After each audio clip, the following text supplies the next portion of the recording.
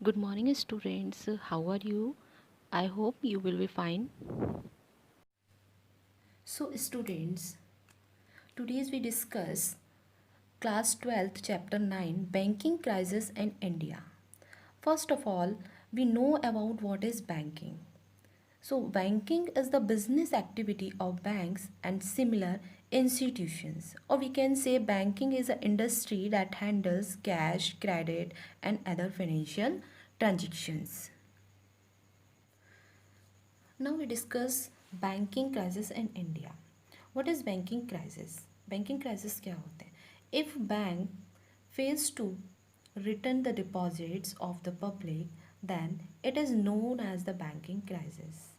मतलब जब बैंक अपने उपभोक्ताओं का अपने कस्टमर्स का पैसा उनके द्वारा मांगे जाने पर वो उनको पैसा नहीं दे पाती है या सक्षम नहीं होती है उनको समय पर उनके द्वारा मांगे जाने पर उनको पैसा नहीं दे पा रही है, तब क्या आते हैं हमारे बैंकिंग क्राइसिस आते हैं, बैंकिंग क्राइसिस कहलाता है. So what is the meaning of banking crisis? If bank fails to return the deposits of its customers on demand, then it is the loss of trust of bank. This feeling of distrust of depositors creates a crisis before bank. Due to distrust, depositors drawn all his deposit money from the bank. This distrust is a crisis.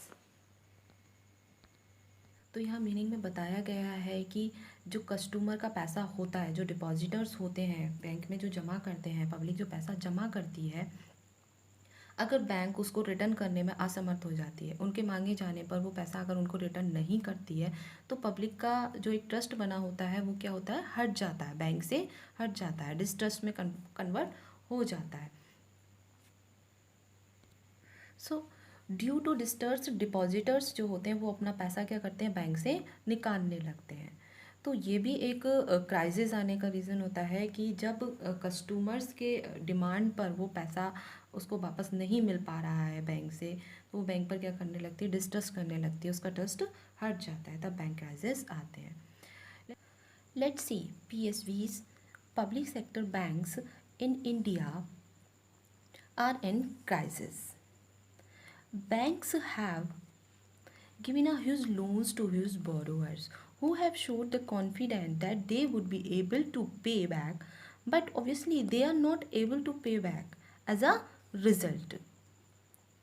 So now these loans now become a non-performing assets, that is called NPA. NPA हम next lecture में discuss करेंगे, आगे हम NPA को और detail में पढ़ेंगे.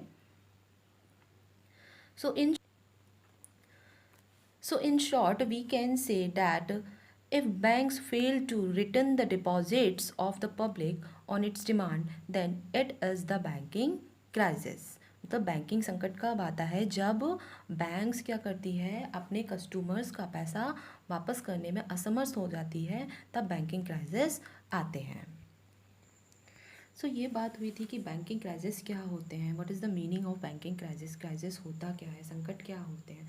तो बैंकिंग क्राइसिस हमारे इंडिया में अभी नहीं आए हैं, ये पहले से ही चले आ रहे हैं. 1913 से 1917 तक जो फर्स्ट बैंकिंग क्राइसिस हमारे इंडिया में आया था वो आया था 1913 से 1917 तक. इस समय हमारा क्या हुआ था, फर्स्ट वर्ल्ड वार हुआ था. During the first world there came a crisis banking in India. The main reason for such as a crisis were lack of central bank, unorganized and underdeveloped money market. जब हमारा British शासन था उस समय हमारे 87 bank fail हुए थे. उस समय हमारे बैंक्स कितने फेल हुए थे, 87 बैंक्स फेल्ड हुए थे. ये क्राइसिस हमारे तब भी नहीं रुके, मतलब फर्स्ट वर्ल्ड वार जब वर्ल्ड वार हुआ उसके बाद भी ये क्राइसिस नहीं रुके. सेकंड बैंकिंग क्राइसिस कब आया, हमारा 1922 में आया, और उसके बाद 1929 से 36 तक ये क्राइसिस रहे. तो बैंकिंग संकट हमारा पुराने समय से ही चला आ रहा है, 1913 से, ये अभी की बात नहीं है. In April 1923 the Alliance Bank of the Shimla failed. ये बैंक भी सेकेंड बैंकिंग क्राइसिस के अंतर्गत हमारे जो बैंक फेल हुए थे वो हुए थे 481 बैंक्स हमारे फेल्ड हुए थे बिटवीन 1929 टू 36। इसमें क्या हुआ था कि लोगों का पैसा डूब गया था इस बैंकों में, और जो जनता है उसका विश्वास हट गया था, वो पैसा उन्हें वापस नहीं मिल पाया था। फर्स्ट वर्ल्ड वॉर के समय पर भी जो क्राइसिस आए थे उस समय भी यही कंडीशन हुई थी, बट उस इतने में हम उसको सुधार कर ला पाते। नेक्स्ट हमारा सेकंड बैंकिंग क्राइसिस भी आ गए। सेकंड बैंकिंग क्राइसिस के बाद ये यहाँ पर ख़त्म नहीं हुआ, उसके बाद हमारा थर्ड बैंकिंग क्राइसिस भी आया 1939 से लेकर हमारा 1946 तक था। The end of June 1939 witnessed another banking crisis in South India and the failure of the Travacon National and Quint Bank Limited. The bank held a very important position among the South India joint stock banks. उसकी जो paid up capital थी वो थी 25 lakh and 78 branches थी। इतनी बड़ी banking के साथ इतना बड़ा क्राइसिस आया। इसके बाद भी जो थर्ड बैंकिंग क्राइसिस हमारे आए थे, इसके बाद भी हमारी क्या था कि बैंकिंग क्राइसिस नहीं रुके। हमारी आज़ादी के बाद भी बैंकिंग क्राइसिस आते रहे। भारत और पाकिस्तान की जब लड़ाई हुई तो उस टाइम भी हमारे 30 बैंक्स फेल हुए थे। 1947 टू 51 के समय में भी गवर्नमेंट जो थी उस समय उसने बहुत कोशिश की थी उन क्राइसिस को हटाने की, बट वो क्राइसिस तब भी नहीं रुके। बैंक में ऐसे क्राइसिस आते चले गए। उस समय भी हमारे 242 बैंक्स फेल हुए थे। जब इतने बैंक्स फेल होते गए तब जनता का जो विश्वास है वो पब्लिक से जो जनता का विश्वास है वो बैंक से कम होता गया, और जनता ने क्या किया कि अपना पैसा बैंक से वापस लेना शुरू कर दिया।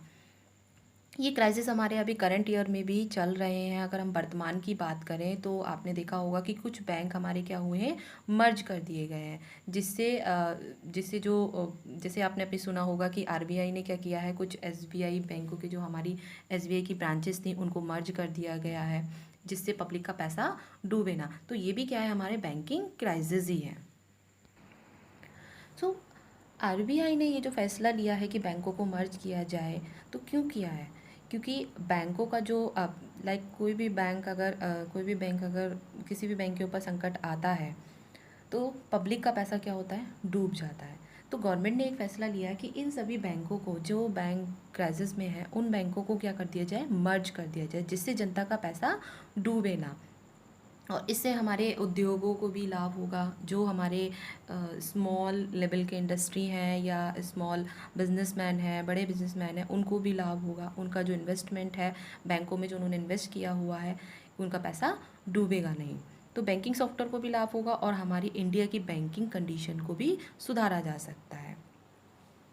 तो ये थे कि बैंकिंग क्राइसिस कब कब आए इंडिया में और कैसे कैसे इम्प्रूवमेंट हुआ, और आज के समय में जो बैंकिंग क्राइसिस आए थे तो उसमें गवर्नमेंट ने किस तरह से बैंकिंग क्राइसिस को ख़त्म करने का या बैंकिंग क्राइसिस को कम करने का निर्णय लिया, और किस कंडीशन से उसको सुधारा जा सकता है।